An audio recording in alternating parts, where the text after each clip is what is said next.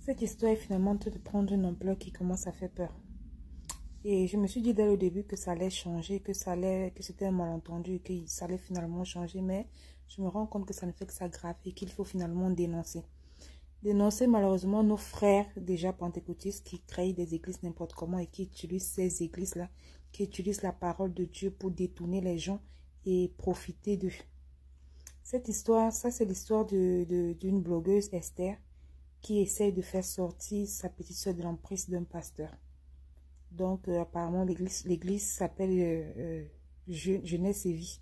Donc, il recrute les étudiants. Quand tu arrives peut-être en France, parce que dans tous les pays, on me dit qu'ils sont partout. Quand tu arrives dans un pays, ils essaient de te recruter puis te formatent le cerveau. Donc, ils vont te raconter comment tes parents, comment les autres églises, les autres religions sont des sorciers, comment ta famille est comme ça, comment tu dois... Ils font tout pour que vous vous retirez de la famille, pour que ces jeunes-là fuient leur famille et se replient. Donc, ne vivent qu'avec eux, ne font que ce qu'ils décident, ne font que ce qu'ils veulent.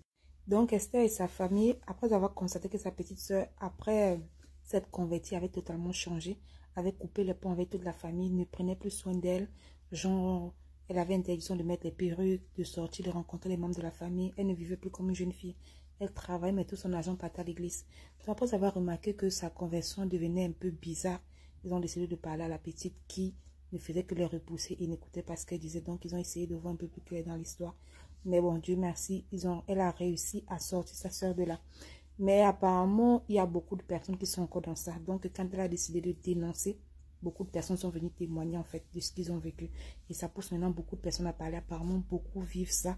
Beaucoup de jeunes sont encore dans cette situation, veulent sortir mais n'arrivent pas. Et c'est le pasteur en question là sur l'écran.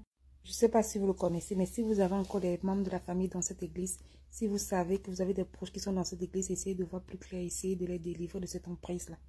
Je vais vous mettre des enregistrements de certaines personnes qui ont pu sortir et des proches de la famille comment on dit, qui expliquent ce qu'ils ont vécu depuis que leur sœur ou leur membre de la famille est dans cette église. Dans une prochaine vidéo.